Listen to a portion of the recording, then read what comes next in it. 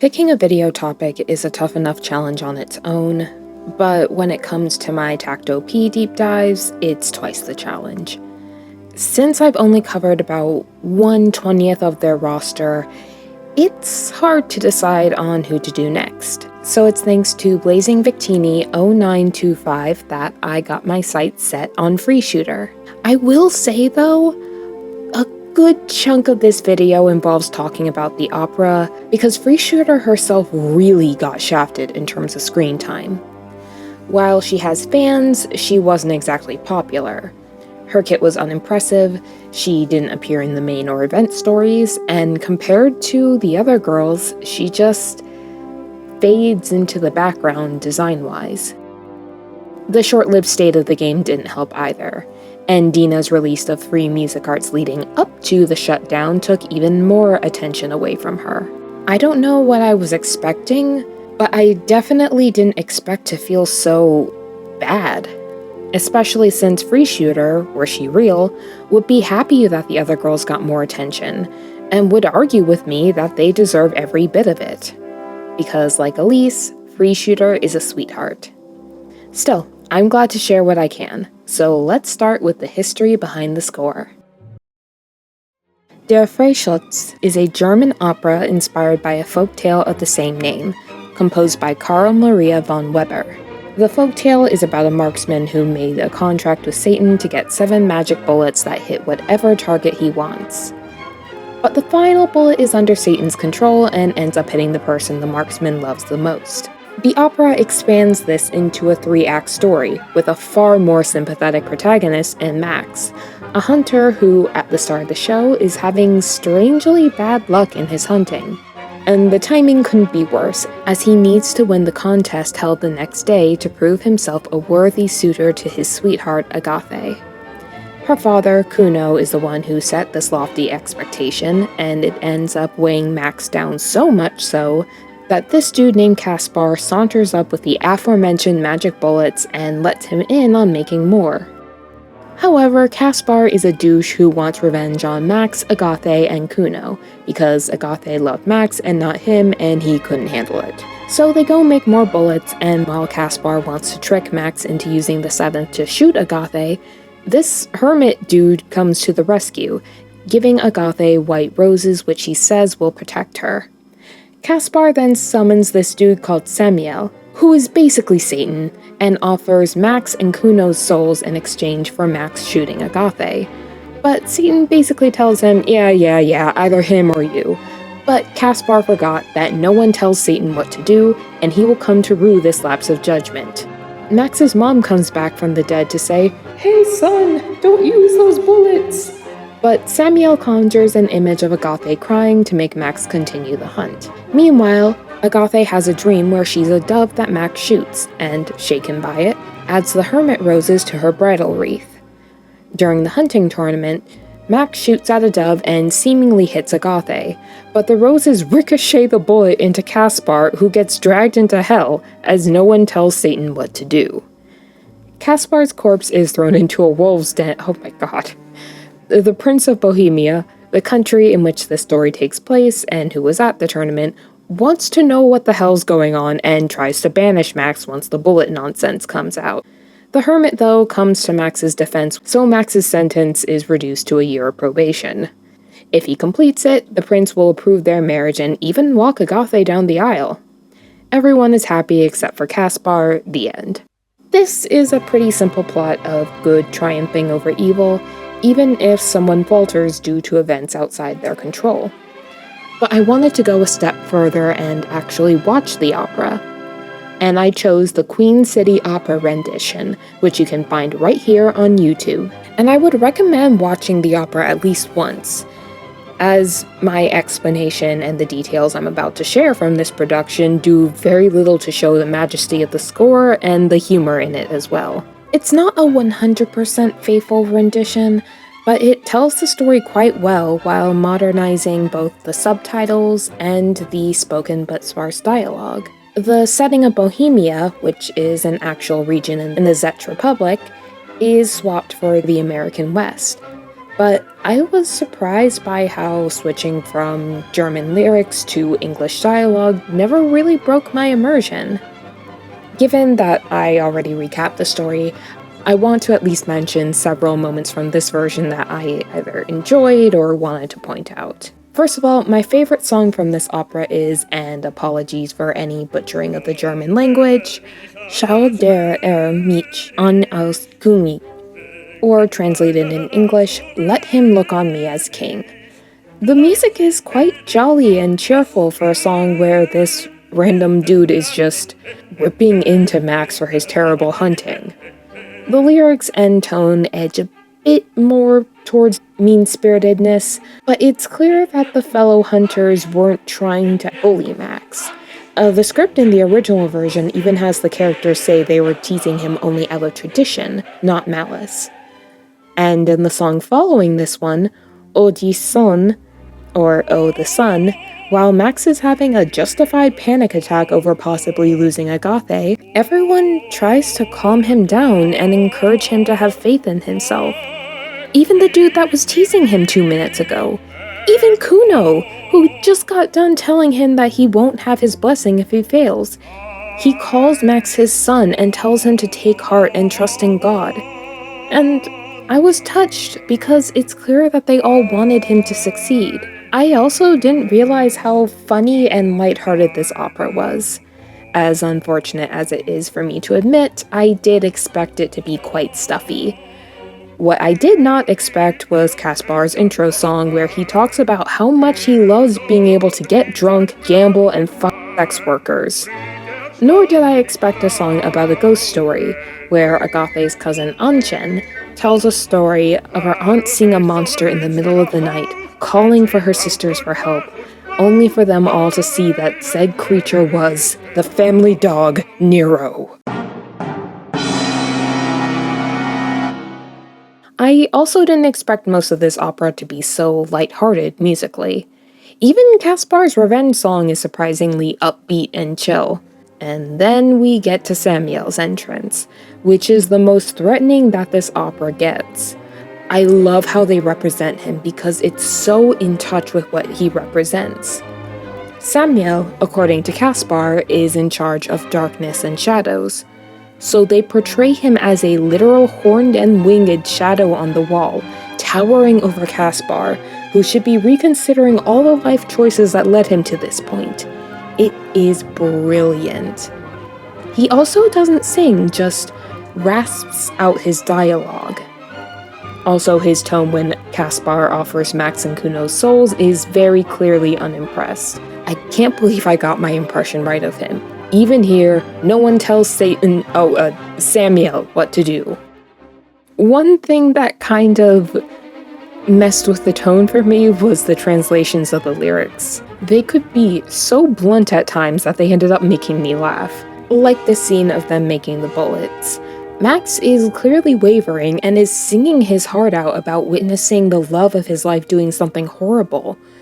But then I read the subtitles and my brain reads it as, I see a vision of Agathe. Oh no, she is drowning herself. I must do this for her. As for Kaspar's death, I think they use a squib.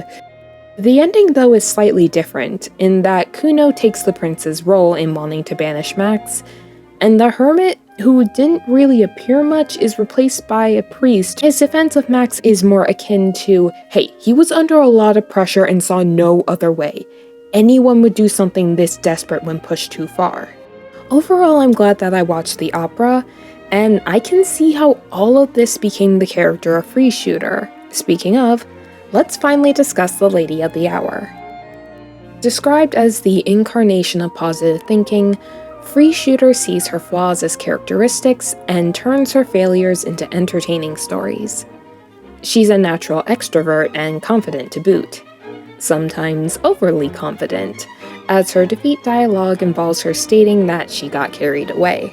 Her favorite food is sausage, and her hobby is learning to read and write, as she freely admits that she doesn't know how. This is an interesting tidbit.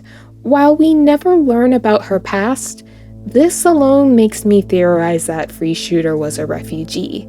Let me explain. The refugees of Tacto Peace Symphony have to deal with a constant threat of Deep Twos appearing at a moment's notice and wrecking the lives that they're fighting tooth and nail just to maintain. They engage in trade, beg to enter Symphonica, hunt and forage, and fight to just get through one more day. Sometimes they give in to despair, other times they try to fight back against the hand that they've been dealt. To them, Symphonica is a bastion of stability. They'd be able to live there, not just survive. It's tantalizing, but it's just out of reach no matter how close it physically is. And I believe that Freeshooter is a refugee because education is hard for refugee children to come by in the real world. Though, granted, in my research, I found out that some places do set up schools, and that education is encouraged to rebuild a sense of normalcy for these children. But it's heavily dependent on several factors, like personal circumstances, displacement, and whether or not there are resources to provide said schooling to begin with. Given that the refugee adults in Tacto P are trying to just get through the day, schooling is probably a luxury to them. Maybe some parents will have the time to teach their children to read and write, but Freeshooters clearly didn't, if they were even around to. Given that Freeshooter was 16 when she transformed, it's possible that were she a refugee, she got offered a chance at becoming a Musicart, possibly in exchange for protecting her family, or if she was alone, she took the opportunity for a safe place to sleep. I could see either being her past, but it would be ironic for her to become a hunter. She'd go from being prey, fighting for her life, to the executioner of those who would threaten it. But enough speculation on her past, let's talk about something concrete, and that's her design. It is far less flashy than any of the other girls got, which I think is part of why she wasn't as popular.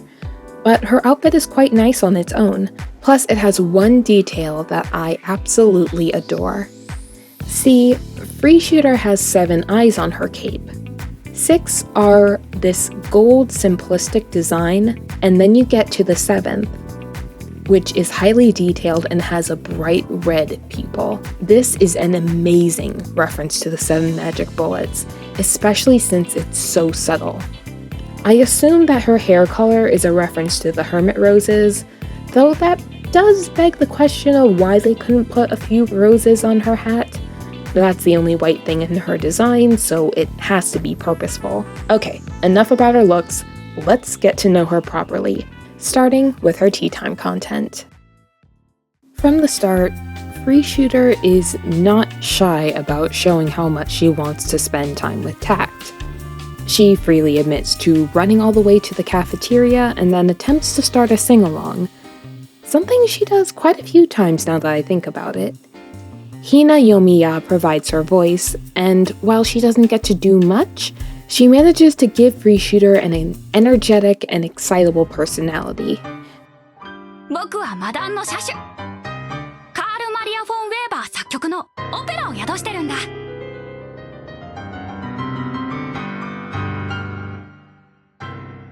As for Freeshooter's introduction, well, she describes the score as being inside her, which is an interesting way of describing it. Though I have to wonder if she considers the score a natural part of her body or as something foreign that's residing within her. Based on the Pavane video, I did end up speculating as to whether or not the score was somehow sentient and could outright possess the bodies of those who borrow its power. But we never really get anything concrete about it, so this will have to remain as a bit of speculation. Anyway, one other thing that Freeshooter notes in her introduction is a very lofty boast about how whenever Der Freischütz is performed, the seats are never empty. And now that I've watched the opera myself, I totally can see that possibility. Though I have to wonder, do people perform operas inside Symphonica? I assume she's, well, assuming, but she's so confident that I can't help but consider this possibility. Moving on to the topics discussed, we get 3. The first of which being about her fellow Musicarts. And, well, she calls everyone cute and suggests that they were chosen to be Musicarts due to winning beauty pageants, before suggesting that we host one, even though everyone is so pretty that there will be no winner. This is incredibly sapphic, but I can't blame her for possibly having crushes on half the girls there. I mean, she is 16, and I remember getting crushes easily at her age. In general, she's just really affectionate about her fellow Musicarts. I found a screenshot in the Discord of her calling Don Giovanni her bestie and saying that she loves her. Granted, friends say they love each other all the time, but she is exceptionally enthusiastic about praising all the girls. Back to the original topic, Freeshooter also admits to feeling both mental and physical fatigue over the cross that she and the others have to bear. But then she states that the harder something is to do, the more one just has to grin and bear it. Not the most healthy mindset for a soldier, but I can't blame her for having it. The second question is about whether or not she has complaints about the music hall, which is this place where all the Musicarts gather. And she does admit to one, that it's too quiet, and she wants to make a ruckus, tell jokes and stories with each other, including ones that she's written herself. She then wonders aloud if it's okay if she laughs at her own jokes before the audience does. Essentially, she just likes the music hall because it's filled with people. But I'm not sure if she's just really extroverted, or if she's secretly anxious about being alone. Freeshooter seems incredibly reluctant to end the conversations.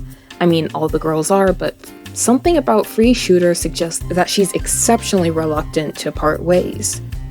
And she often wants to know if she can talk with Takt in his room, even trying to trick him into it once. He shuts it down since it's not appropriate, his words.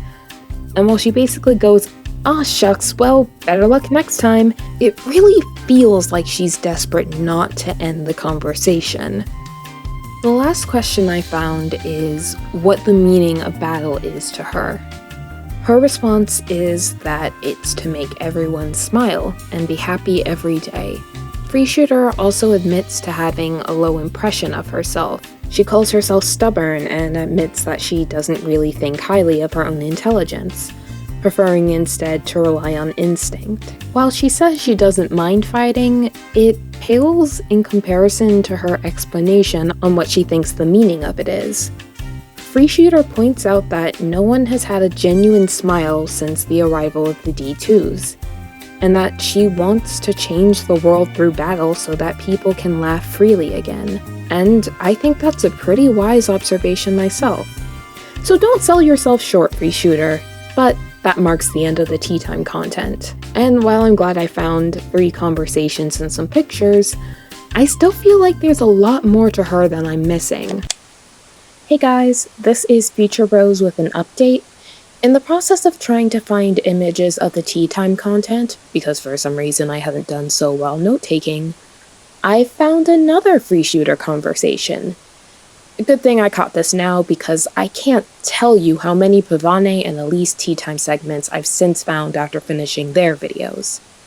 So the topic is a past to forget, and Freeshooter is adamant that there's nothing that she'd want to forget, but mentions a particularly messy scenario and has Takt guess what it is. We have 3 options and I'm sorry, why is option 1 a thing? I'd expect trouble from Don Giovanni since they're a very prolific flirt, but then again, this could be a red herring. The other 2 options definitely count as more realistic messes that Freeshooter could find herself in, but those could easily be overcome with a very sincere apology.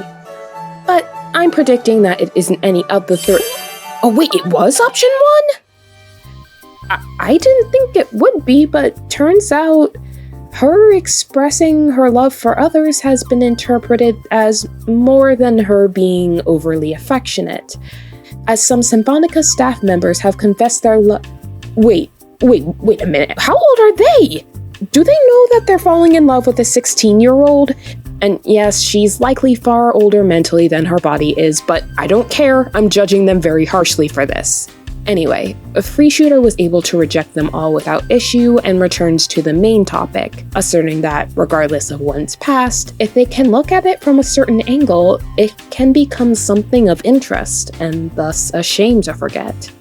Depending on what your past is, this could be a good way of looking at it. But then again, for those whose pasts are incredibly traumatic and painful, I get how tough it could be to recontextualize it into something interesting or positive. Hell, maybe it's enough to think about it from the perspective that it's something you survived. Still, this is an interesting take from someone who has had their entire memory as a human stripped from them. And I wonder what Freeshooter thinks of her past in this regard. Given her attitude here, I wouldn't be surprised if she felt like it was a tragedy, and longs for a past that she no longer remembers.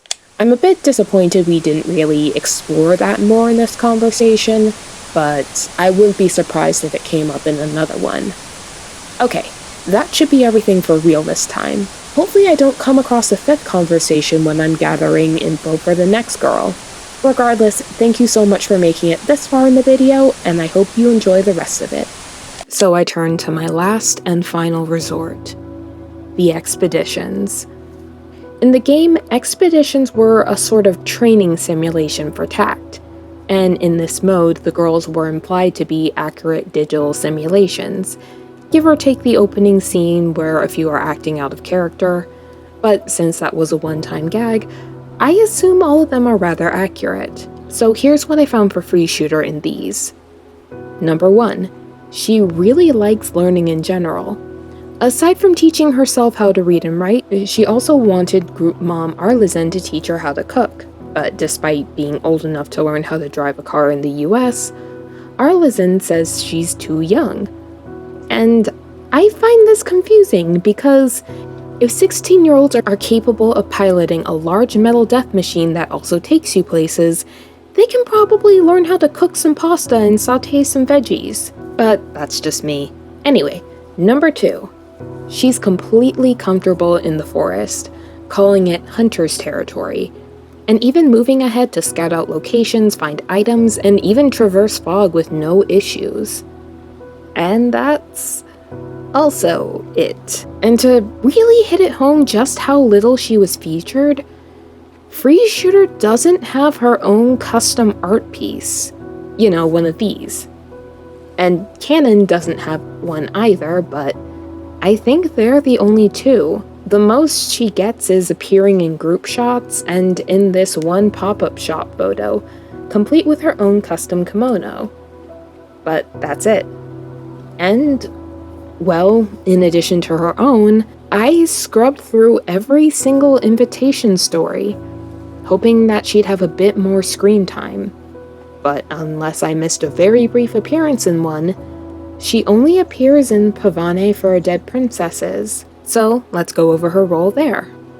I'm going to try and keep it brief since I already discussed the event more thoroughly in Pavane's video, but still, since she's a very integral part of this story, I figured I'd mention it. During an intense battle, Freeshooter, while supporting the others from the shadows, expresses her worries for Pavane, whom she casually addresses as that child. Pavane's antisocial behavior leaves Freeshooter troubled, but she ultimately just wants her to practice self-care.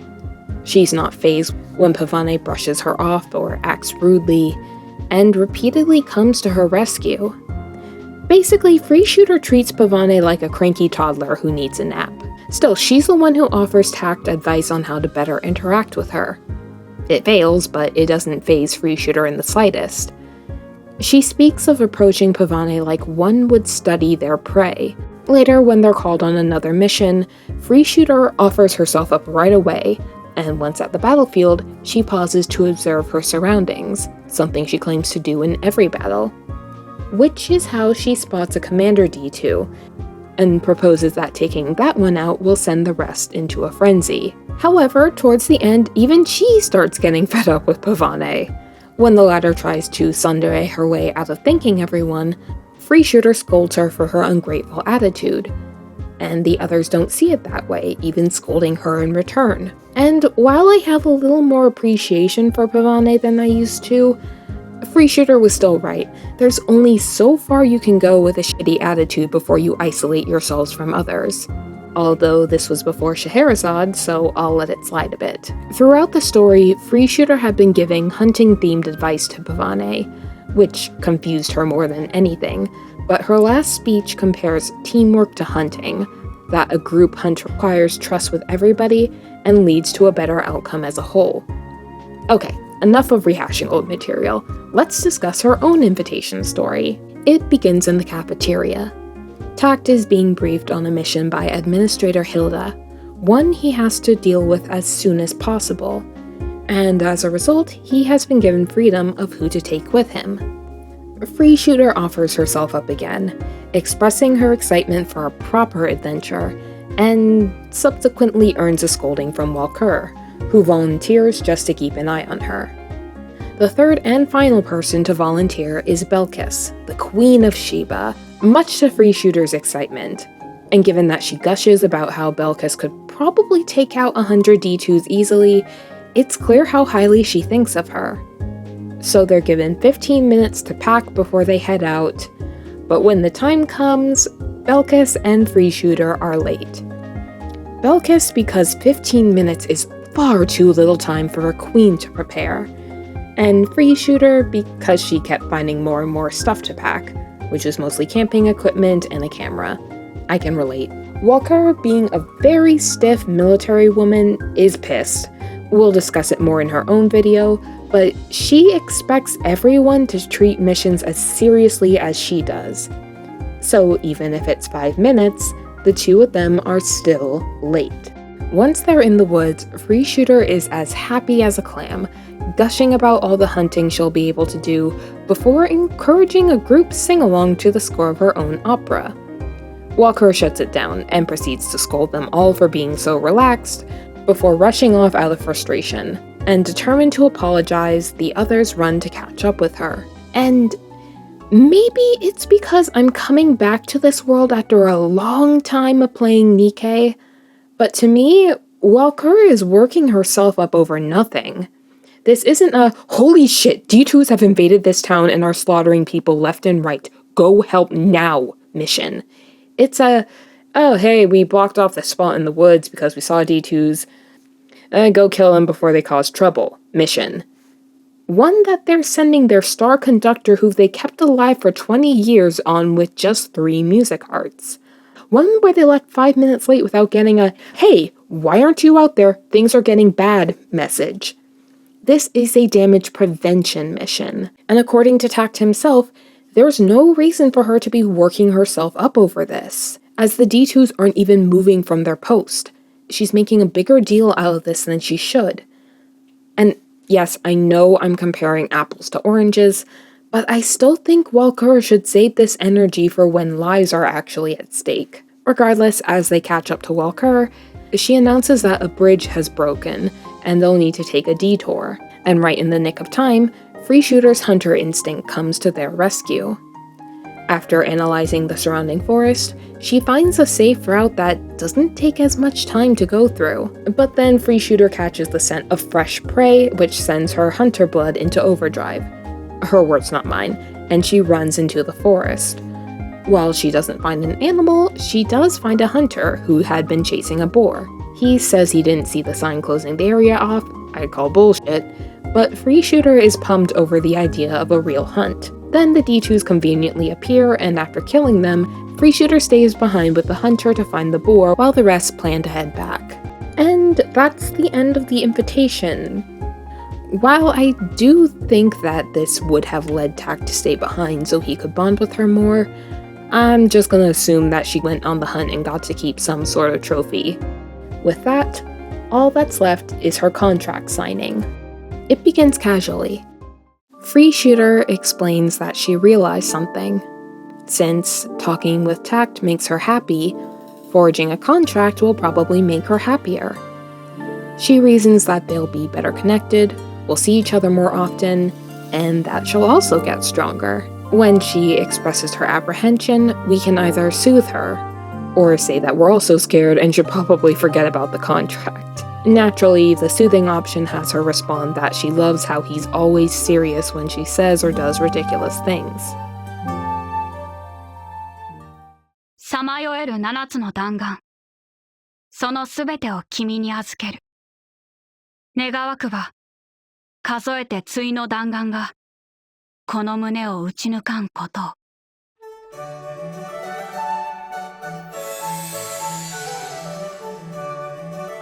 これで、最後の瞬間まで君と一緒だ。なんて、らしくないかな。僕は死なないよ。君も死なない。二人の時間をもっともっと楽しみたいからね。And while she wonders if she's changed post-foraging, it's clear she's still the same old Freeshooter. Freeshooter is the first Musicart who genuinely feels like a score that's been brought to life. Der Freischütz is a very lively and bright piece that generally believes in second chances for those who fall into temptation. Unless they sell their souls, they are worthy of kindness, understanding, and forgiveness. That one relatively minor mistake done in an emotionally compromised state is not enough to define someone, but whether they prove themselves and act without harming their fellows will determine if they are worthy of redemption. While life can't be resolved with song and dance, watching a play like that, where things work out, it feels comforting. Thanks for watching. If you saw a character you want me to cover next, or have an idea for a future video, please let me know in the comments down below. In the meantime, thank you so much for making it to the end. Like and subscribe for future content, and I'll see you all in the next one.